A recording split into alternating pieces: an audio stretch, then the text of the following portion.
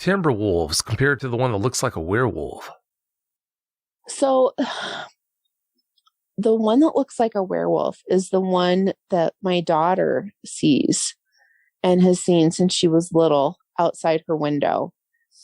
And I have seen that one, and we have a tree that's outside my daughter's window. The branch that he came up to is a little under 12 feet tall, but it's over 11 feet, this branch. And he comes up to that. And when she describes this one, its hands kind of pulse. Like, you know how when athletes or like, if you ever watch football and you see someone that's about to catch a ball and their hands or their palms are up and their fingers get twitchy, that's what this thing does. Its palms are up and it's twitchy. And this one, it looks, I think because I can see its skin, and the buffness, like it has no body fat. This one looks bigger to me than the other ones. Its head is bigger. Oh God, its mouth, its snout is shorter. Its mouth is, its muzzle, like the muzzle part is shorter, but the head is just, it's huge. And it looks like, you know, when dogs crinkle their nose, its whole nose looks like it's permanently crinkled. Like, kind of like a bat. If you look at a bat and its nose is kind of crinkly, that's kind of what this thing looks like, where it doesn't, I haven't seen it where its nose is relaxed and where it doesn't have crinkles. And its mouth always seems to be open, like, yuck, when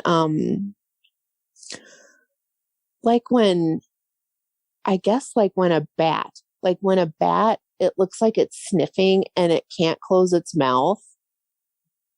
That's what it look. I've never seen its mouth closed.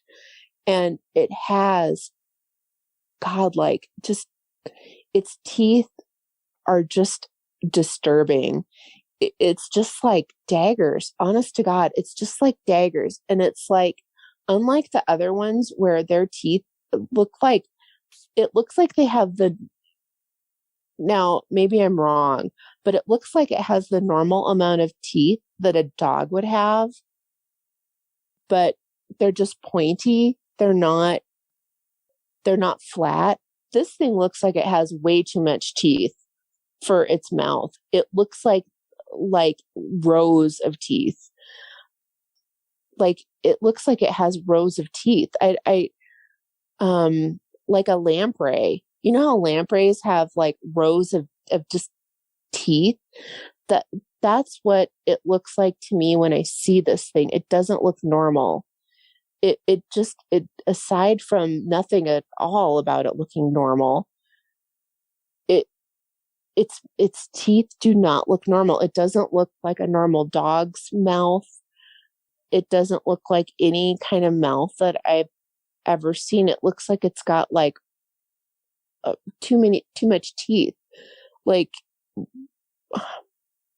I don't know if I am like, in your brain when you look at something and there's like so many teeth there that they're just overcrowded. Like if someone needs braces and they have overlapping teeth, I don't know if that's what's going on. And in my mind, I'm just making it seem like they've got rows of teeth, but it seems to me like they've got, like, this thing has rows of teeth. It looks like nothing on God's green earth that I could even compare it to. And it's got like just these ears that look like, God, almost like in the movie Dracula, where Gary Oldman turns into like a vampire, these pointy ears that are on the side of its head. It's not like a dog or like the other ones where the ears are on top of the head. They're on the side. And with this thing, I don't even know. I don't know this out of everything that I've seen here, and I've seen a lot. This is the one thing that I wish I could unsee, and the thing that I wish would leave it and just go away, or just go away, because it is just the most frightening thing that I've ever seen in my life. It's just it's like something that it's I hate to say it because it hasn't harmed us, and I feel bad saying it, but it's almost like it's an abomination. It does not look like anything that should exist. I can't imagine nature making this thing. Like, I don't know how it came about into existence, but it's almost like something that was, I don't think that they're manufactured. I don't think that there's some kind of a clone or anything like that. But it's almost like if you got crazy people together that were mean and trying to scare people, that's what they'd come up with. It's huge. It's tall. It taps on windows. I mean, it's been in my daughter's life as long as I can remember. I remember in the first interview that I did with you, I would tell you that she would tell me that this thing wanted her to come out and play. And I would say, well, aren't you scared? Well, no, I'm not scared. It just looks like it looks different. Or when she figured out like what werewolves were, well, it looks like a werewolf, but it's not scary. And I see this thing and I think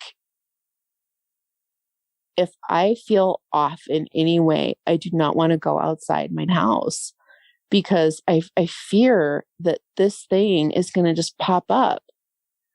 And, you know, it's like, you know, the jump scares. I feel whenever I feel anxious or anything, I honestly feel like I'm going to get jump scared, because I've had that feeling and I've had this thing in a window. It's not pleasant. And it, like I said, it doesn't look like it's not capped. Like, it doesn't look oily, that its hair doesn't look oily, and the skin doesn't look oily or anything like that, but it's just sparse. It doesn't have a full head of hair like how we do. It has sparse hair, and it has sparse hair on its shoulders and on its back. And on its back, it's got like a hump. The hump is like, kind of like if you see the movie The Hulk, where he's so, and it's not that muscular. It's not buff like the Hulk muscular, but it's almost like it's got an extra muscle there. Like, it doesn't look like in some animals, like bears, they have a hump, but it's fat. This is like a muscle. I don't know if it's because when they go on all fours, they use that muscle like at the base of between their skull and their back. I don't know if it has some kind of a unique function, but it's a muscle, and it is like a ripped back hump muscle. It's strange. There just is nothing about this thing that looks normal. It looks like everything about it is designed for ambush, for stealthiness, for predation. And the thing that makes it just so like even though they haven't hurt us, it makes it very scary, is that they are smart. They are very, very smart. I think that because they've been watching us for so long, they know our habits. They know which room is whose. And they tap, like I have a big California king, and they tap the window that I sleep next to. And that same window that I sleep next to is the same window where they left like a pile of guts when all this first started happening. They left this massive, massive pile of guts by that window. And it just is, even though I remember you saying, well, maybe it's like a gift because it's a delicacy. It's something that animals like to eat guts. It's nutritious, and that's like what animals like. It's still, that is like, oh, even though it was like, I did think about that after you told me that was like a gift. And even though it's like, why can't I have like unicorns and fairies living on my property? Why do I have to have this thing that leaves me gifts? Why can't I have a leprechaun that leaves me gold, or a unicorn that at least lets me ride it and leaves like stardust or something? Instead, I have like, I guess it's a good burglar deterrent, but geez, I just think like, why me? Why me? But like I said, it sure keeps things interesting here. But it just is it's just a very bizarre thing that we've got going on here. And I see that one by the outhouse the most. Thank God I see that one the most, because that one just, out of all of them, this particular one, I get just a more congenial feeling. So I'm glad that out of all this, that I see that one the most. And I do feel like they watch out for us. I do feel like they protect us, because I've told you that we've seen other things on our property too that are a little more disturbing to me than that. And I like to think that between the Sasquatch and the Dogmen, that they are helping us in some way, or at least that they help balance things out from other things.